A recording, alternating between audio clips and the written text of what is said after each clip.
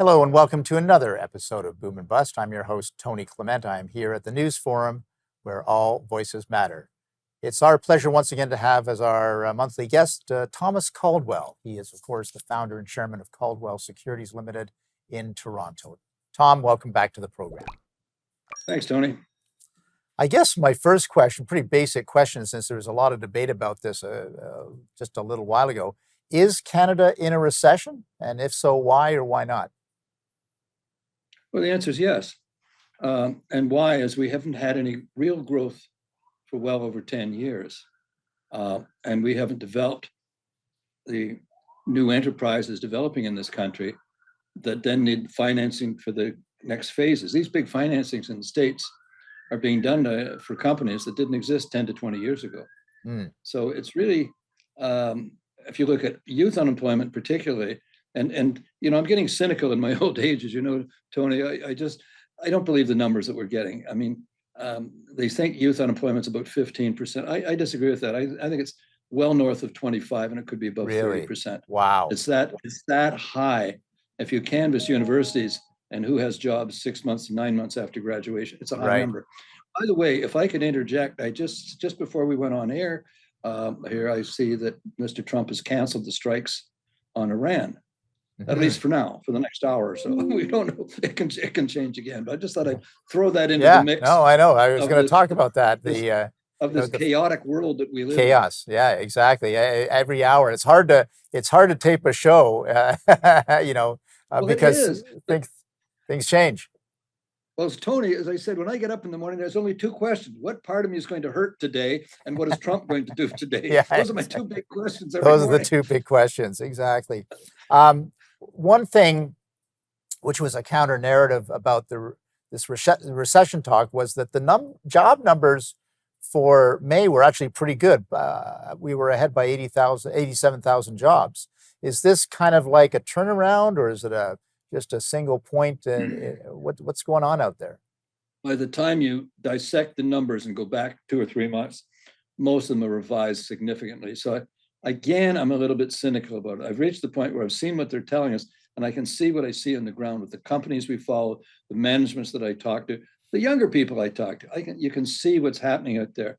And you know, you look at cities like Toronto, where the unemployment rate is higher than it is in the rest of the province. Something's wrong there, because this should be the job generator. And so it's whether it's a full-blown recession. Now, we had 2 quarters, and they're saying, well, we don't know whether it's down or not. Listen, it's in government's interest to tell everybody how great they're doing. And that infects absolutely everything. We know in the States that the Bureau of Statistics is very heavily influenced by the administration. In fact, the last head of calculating some of their economic numbers was sacked because Trump didn't like the numbers. So I'm not saying we're as bad as that, but there's a degree. Just look around yourself, make up your own, and you'll know what's happening at that stage of the game. Could you just talk about the markets as another example here? Because there is some good news in the markets, but there have been some corrections. What do you see going on there? Well, it's a tale of two cities. The U.S. market is doing extremely well, and a part of it's full of funds. Inflation is still a significant factor, no matter what numbers they come out with. And around the world, people are looking at the United States as an economy that's booming, an economy that's strong. Therefore, I want to have my funds invested in American companies that are technological leaders in a strong economy. And no matter how insane US policies are, as Churchill said, eventually they're going to get it right. Eventually they will. Trump's time will come and go.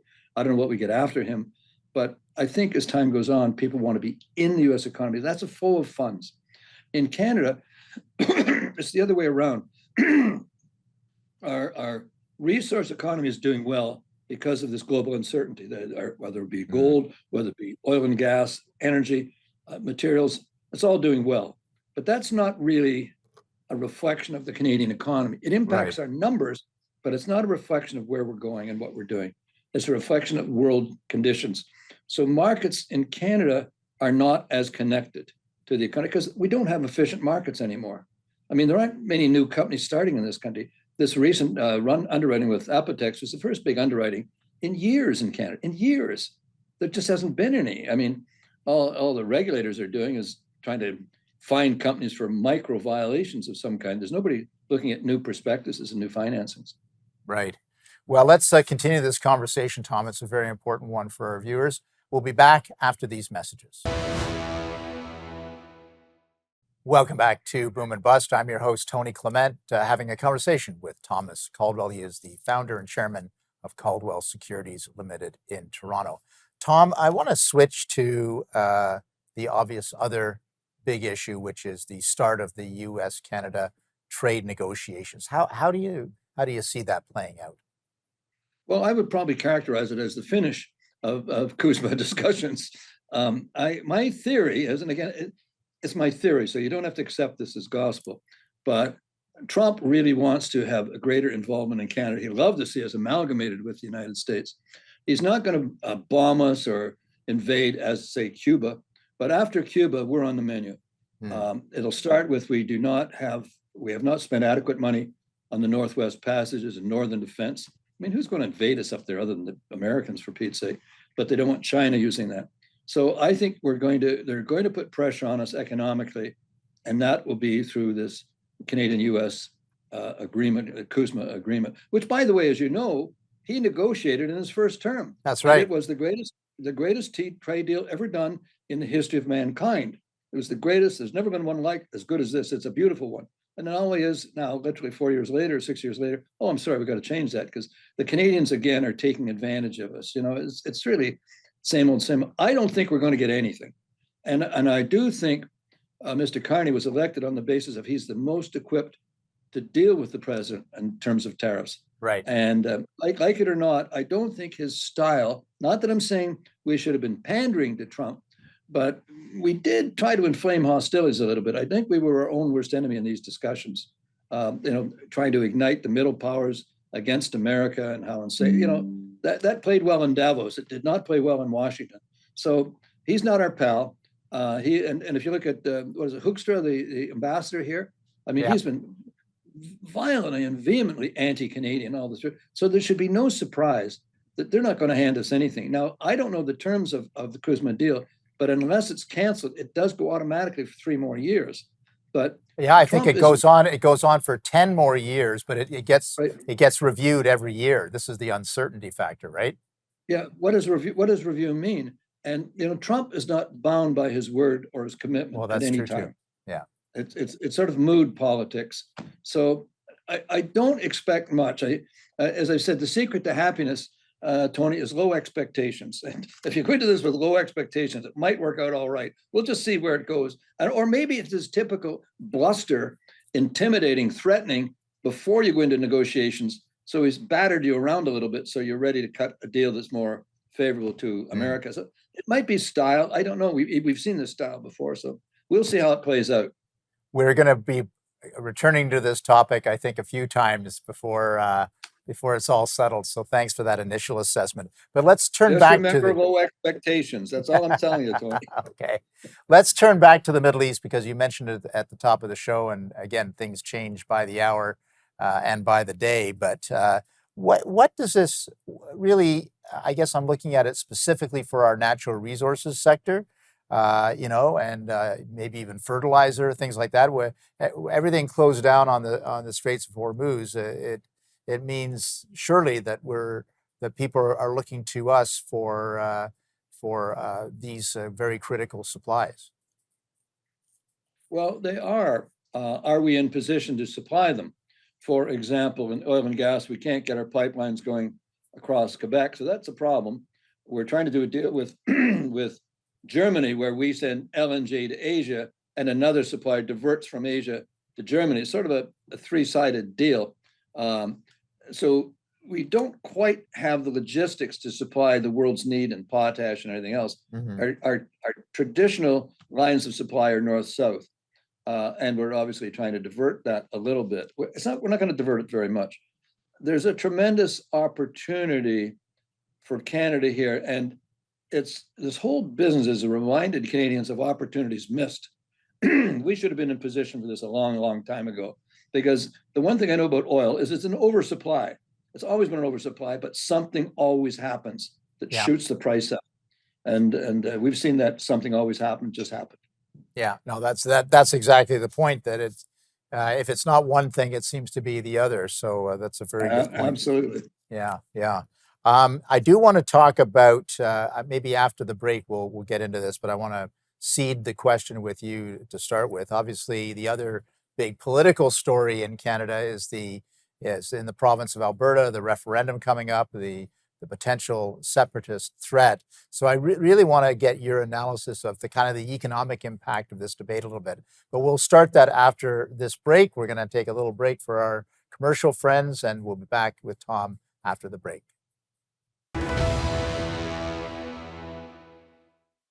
And we're back here at Boom and Bust. I've got my special guest, my monthly special guest, Thomas Caldwell. He is the founder and chairman of Caldwell Securities Ltd here in Toronto.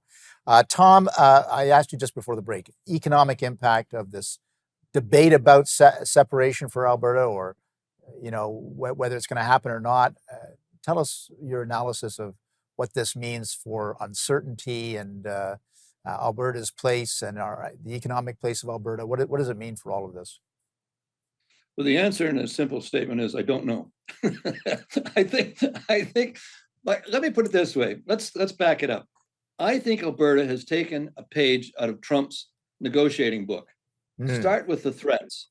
And I can understand it from a Western Canadian point of view. We have been brutalizing Western Canada ever since Trudeau the first marked Lalonde in the national energy policy. And we've done nothing but completely take advantage of them, tax them, refuse to buy their oil in Quebec, refuse to let them ship it out. It's on. And then when this whole climate panic we've gone through under Trudeau and more taxes, I don't blame them. If I was in Alberta, I must say I would be leaning in that direction.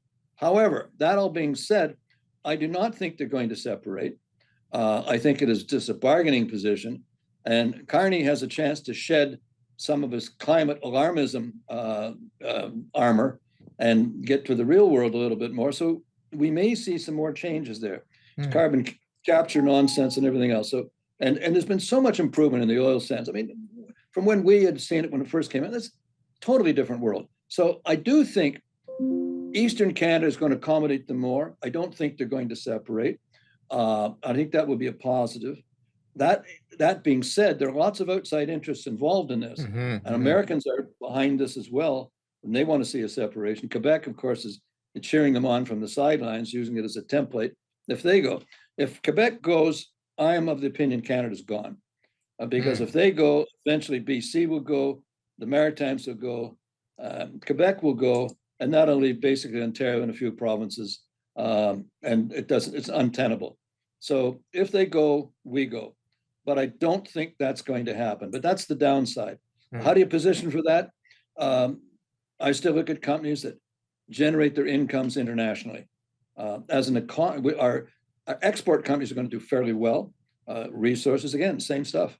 Energy companies in Alberta might even do better under a separate government out there. But I just don't think it's going to happen. And if it did, there would be a tumble of unintended consequences falling off of that, which I think would be the demise of Canada. Yeah, that's the uncertainty I was speaking of. So that's interesting to have your perspective on it. But in terms of certainty, we did hear from the Bank of Canada this week that they're keeping rates steady. Was that a surprise to you? And what does it mean? He only has so much scope. He's going to take his lead off of the Federal Reserve. The interest rate factor is usually very, very important in the economy and stock markets. It's not as much so right now. Frankly, I think interest rates are lower than they should be right now. But because, you don't get any real return on bonds at all. I don't know anybody who even own them. So I do think that he's probably going to stand pat for the time being. If the economy's in a real mess, he might try to bring it down a notch, but it won't matter to the Canadian, because the factors in our economy are not interest rate dependent. They're geopolitical dependent. They're Trump dependent. There's a whole bunch of other factors. Right. So the Bank of Canada may see themselves as centrist, the center of the whole show, but they're not anymore. They're just not. So the difference if he goes up or down a quarter doesn't mean a blessed thing. But he likes the headlines. But turning to the U.S., there was some pressure on the Federal Reserve because inflation is quite robust right now. Although President Trump says he loves inflation now, but what's your take on all that? Well, inflation is not a homogeneous thing. There's many causes for it. If you have a demand pull inflation where the demand is tremendous and there's lots of cash out there demanding goods and services, and you want to cool the economy, you up interest rates. But if inflation is going up because of external factors, like starting a war and you have all these unintended consequences, interest rates aren't going to affect that at all. In fact, if you increase interest rates, you're just going to add to inflation and add to consumer angst. There's no percentage in that. So I think they'll stand pat for the time being as well. We're gonna continue with our conversation after the next break, but Tom, I do want to talk a little bit more about the U.S. economy and then bounce back to the Canadian economy. We'll be back after these messages. Please stay with us. Welcome back to Boom and Bust. My guest is Thomas Caldwell. He is the founder and chairman of Caldwell Securities Ltd. Here in Toronto. Tom, still focusing a bit on the U.S. economy. I see all these different signs. Yeah, it's inflationary, but they did create a lot of jobs. We've got this big series of big IPOs, including SpaceX coming out. Seems to suggest a lot of innovation and dynamism. What's your take? Well, what we're seeing in the financings right now, which are humongous, I mean, tremendous in size, this is the net result of encouraging and celebrating an entrepreneurial environment. And as that entrepreneurial world does well and expands, you create guys like Musk, who umpteen billions of dollars kind of thing, and it feeds on itself. We've taken a 10-year hiatus, more than that, from encouraging entrepreneurial activity. But you look at the US economy, you not only have these new companies exploding, investing tremendous amount in AI. We don't know quite how that's all going to work out, but massive amounts of capital that have been created through innovation. And that will feed on itself into other areas, not just super yachts, but it's going to feed on it right across the economy. So I think they're in not bad shape. They have certain political concerns in the United States, but economically, they're seeing the benefits of these new enterprises and bright people and bright ideas and new things. Remember, the microchip and the internet wasn't created by IBM. Right. These were created by innovative environments as well. We've tended to ignore that. We're more governmentalists up here. So that it's the underpinning of their strength versus our weakness. So I think the U.S. economy is going to continue on, but you have these geopolitical things and political. You got leadership that seems, let me just say, rather unbalanced, to say the least. I'll avoid the word whacked, but really, it makes it difficult to plan. But you still have this very strong economic engine, which is America, and tremendous capital accumulation, which is also America right now, that outclasses anything else in the world. And that will feed on itself for quite a period of time. There's another lift coming here for America, I think. We can ride the coattails a little bit, but we're still back to resource providers, not even resource finishers and product builders. We're like Africa, basically, just providing that stuff. So that's the difference. Interesting. Meanwhile, in Canada, there's a report out that says about 10% of Toronto mortgage holders won't qualify for refinancing next year. Is this kind of the beginning of the end in terms of the economy when you got numbers like that? Well, I don't know what the banks are going to do. I think it was Zeckendorf when he owed the banks $40 million. He said, if I owed them $4 million, that would be a problem. Owing them $40 million, it's their problem. It's not right. So, I don't know what the banks do. They can't run all over the countryside foreclosing on houses because they won't refinance the mortgages. And banks will always roll a loan over. If it's not going to work out, they're not going to put you in default. They're going to roll it. But I have noticed, I always pay attention when I'm driving around, there are a lot more for sale signs staying in place for a lot longer in Toronto than there were. There are houses now coming on the market, and that's quite across a broad spectrum, from the very large houses in Forest Hill even to smaller ones as well. So houses are coming up on the market now. So I don't know what the reason is for that. Maybe jobs, maybe optimism, confidence. I don't know. But The 10%, I wouldn't worry about it too much at this juncture. I don't think that's going to hurt anybody. And let's go back to your favorite topic, the city of Toronto. It's supposed to be the economic engine of the province and country. How do things look? Well, I'm rejoicing because I noticed that all the traffic obstructions that have been there for 6 years, like at Museum Station, have suddenly all been removed. Now traffic is moving. And also the street people, and I use the homeless. It's not that these guys are saving up for homes in Bramalea. They're gone. And I noticed today Enbridge has steamers at King and York Street blasting into these heat vents because they've been used as public washrooms by street. The smell is incredible. And I'm thinking this is great. We've finally got the fact that get the city working. But Right. then the reasons popped into my mind. FIFA. Right. This is just window dressing for FIFA, and it'll all be back in a month or two with this thing. But at least we're doing the right thing for now. I'm just trying to convince city council. Can we maybe continue with this sort of thing? Yeah. Running a normal place? Well, Anyway, we'll see. We'll see. We'll enjoy the FIFA boom while it lasts, I guess. That's the I'm story trying there. to. You can even breathe a little bit downtown. Yeah, exactly.